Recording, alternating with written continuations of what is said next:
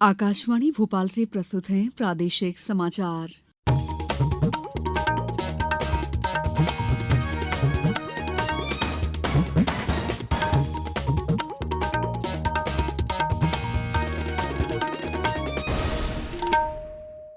नमस्कार, समाचारों के साथ मैं दीपा सिंह।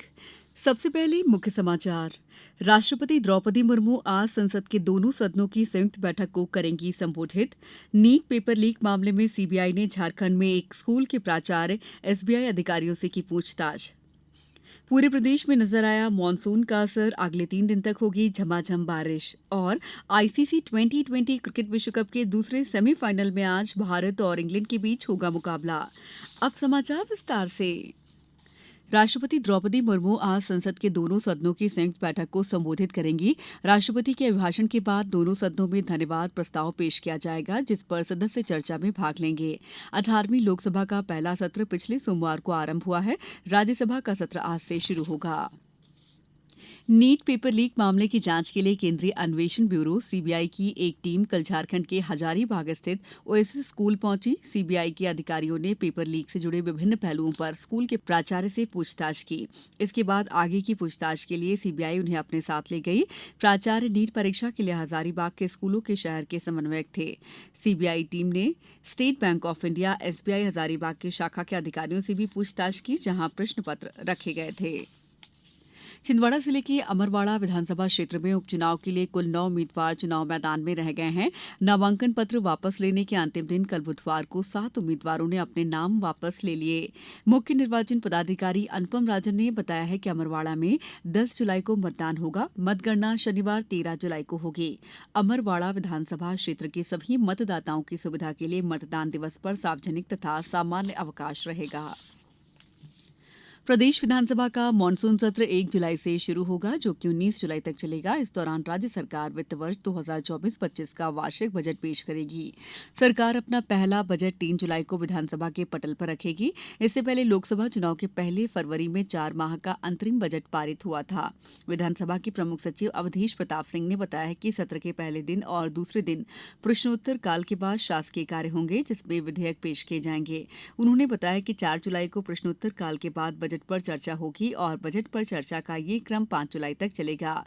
विधानसभा के मानसून सत्र के लिए विधायकों ने 4500 सवाल पूछे हैं।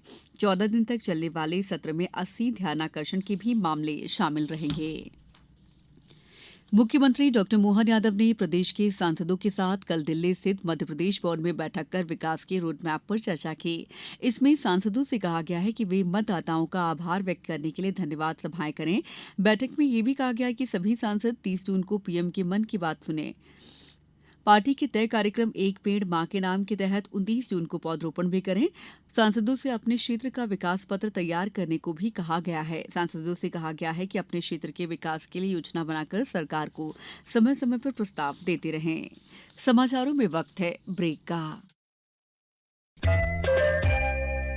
ये समाचार आप आकाशवाणी मध्य प्रदेश से सुन रहे हैं। हमारे समाचारों को अब आप कभी भी और कहीं भी अपनी सुविधा के अनुसार सुन सकते हैं। ये समाचार बुलेटिन YouTube, X प्लेटफॉर्म और Facebook पर AIR न्यूज भोपाल पेज पर सुने जा सकते हैं। इसके अलावा आप हमारी वेबसाइट newsonair.gov.in पर अथवा न्यूज ऑन AIR ऐप पर भी समाचार सुन सकते हैं। ब्रेक के बाद समाचारों में आपका एक बार फिर स्वागत है। प्रदेश में आज से 11 अगस्त तक विश्व जनसंख्या दिवस अभियान मनाया जाएगा। खंडवा के मुख्य चिकित्सा एवं स्वास्थ्य अधिकारी डॉक्टर ओपी जुगतावत ने बताया कि सरकार द्वारा विगत कई सालों से इसे पखवाड़े के रूप में न मनाकर विश्व जनसंख्या स्थिरता माह के रूप में मनाया जाता है। विश्व जनसंख्या दिवस 11 जुलाई को मनाया जाता है।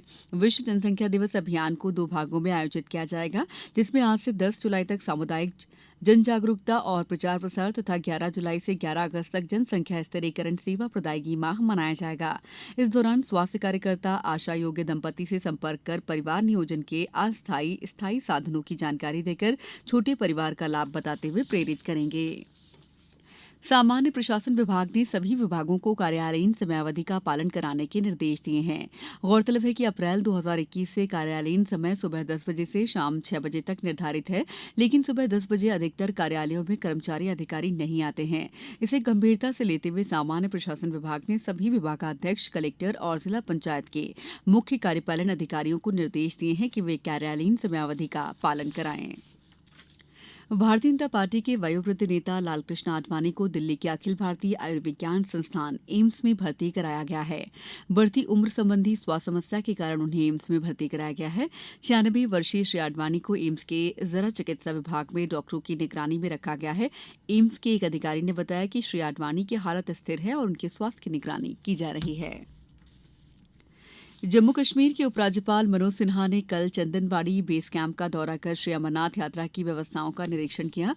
अमरनाथ यात्रा इस महीने की 29 जून से शुरू हो रही है। उपराज्यपाल ने अधिकारियों और सेवा प्रदाताओं के साथ बातचीत की और शिविर तथा यात्रा मार्ग में भोजन और ठहरने के प्रबंध, स्वास्थ्य देखभाल, संपर्क, स्वच्छता, बिजली और पानी की आपूर्ति तथा अन्य सुविधाओं का निरीक्षण किया।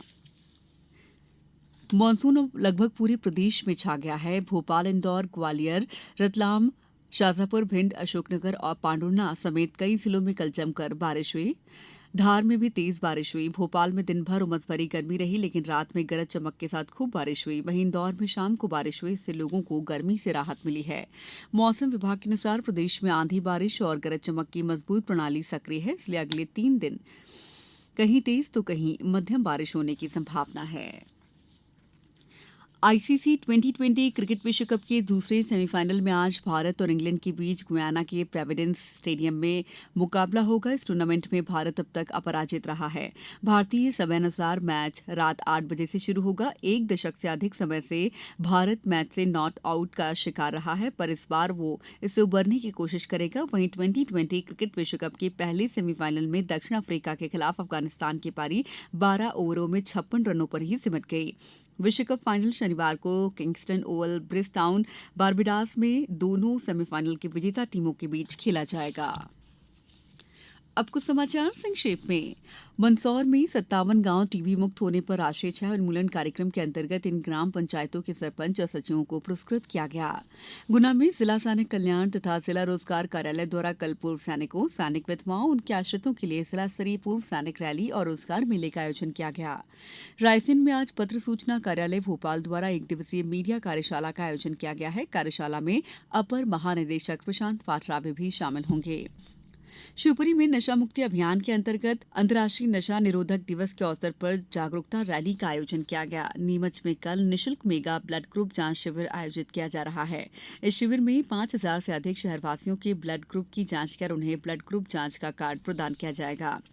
मुरैना के सबलगढ़ विकासखंड की ग्राम पंचायत कैमरा कलां में पीएम जनमन योजना के तहत सहरिया परिवारों के लिए कल कैंप लगाया गया। कैंप में 132 लोगों को विभिन्न योजनाओं के तहत लाभान्वित किया गया। सागर में डॉक्टर हरसिंह गौर विश्वविद्यालय में विश्वविद्यालयीन राजभाषा कार्यान्वयन समिति की तिमाही बैठक आयोजित की गई। बैठक में विभिन्न मुद्दों पर चर्चा हुई। राजगढ़ में आज रोजगार मेले का आयोजन शासकीय महाविद्यालय परिसर नवीन भवन ब्यावरा में किया जाएगा, जिसमें बेरोजगारों को निजी क्षेत्र में रोजगार के अवसर उपलब्ध कराए जाएंगे। बैतूल में 23 जून से 25 जून तक राष्ट्रीय पल्स पोलियो अभियान चलाया गया। मुख्य चिकित्सा एवं स्वास्थ्य अधिकारी डॉक्टर विकांत उइके ने बताया कि मात्र 3 दिनों में ही 1,64,874 बच्चों को पोलियो की दवा पिलाई गई।